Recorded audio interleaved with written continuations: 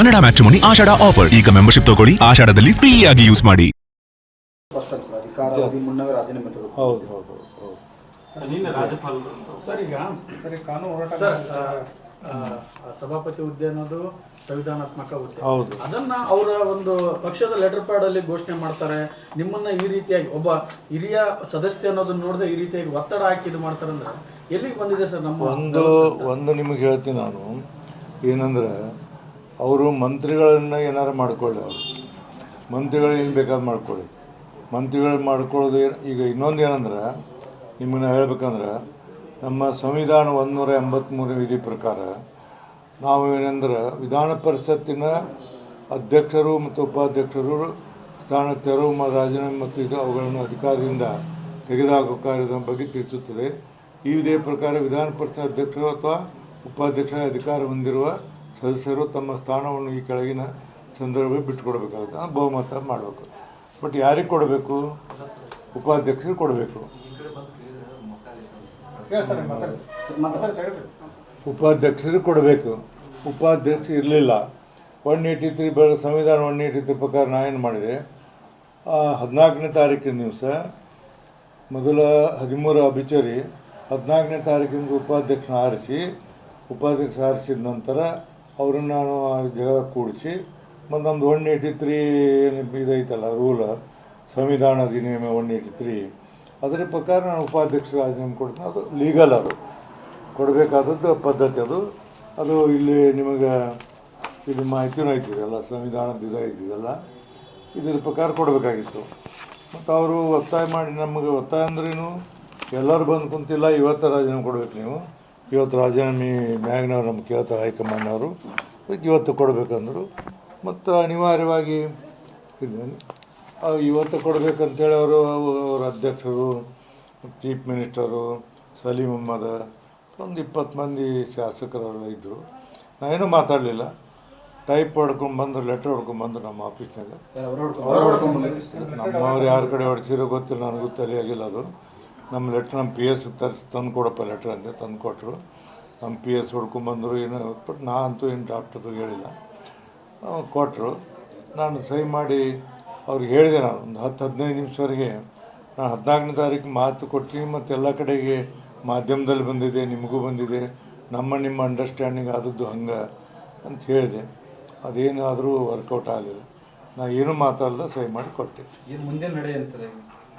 ಮುಂದಿನ ನಡೆ ಏನೀಗ ಅವರಾಗಲೇ ಗವರ್ನರ್ಗೆ ಹೋಗಿತ್ತು,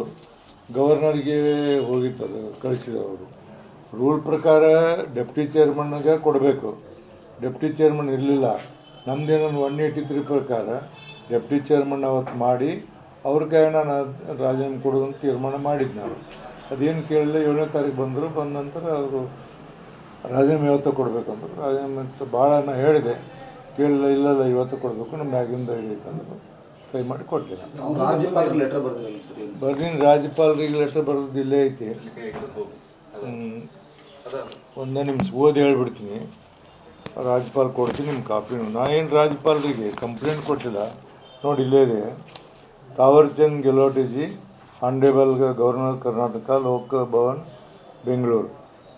Respected sir, I wish to respectfully bring to your excellency kind attention the following development that took place on 7th August 1926 in my chamber,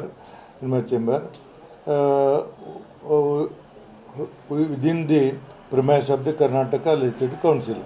Today, after I arrived at my office chamber in connection with the oath taking ceremony of the newly elected member of the Legislative Council, the Honorable Chief Minister and State along Chief Minister of the State with President of the National Congress and Congress leaders, members of the Karnataka Legislative Council came to my chamber and proposed that I should tender my resignation from the post of the chairmanship on very same day. However, as per your Excellency's order convening the ensuing monsoon session I had expressed in my intention to tender my resignation only after convening my thanks and gratitude to the honorable members of the Legislative Council of the House. August 2026, I had already informed my intention of resignation the Honorable Chief Minister of Karnataka, and same matter had also been reported several media across the state. Nevertheless, then the Honorable Chief Minister instructed me to tender my resignation on the same day, this day itself. Such sudden development in my official chamber surprised me. Therefore, on the request of the Chief Minister, at the moment of the calm down the situation, I consider it is my duty to take such step.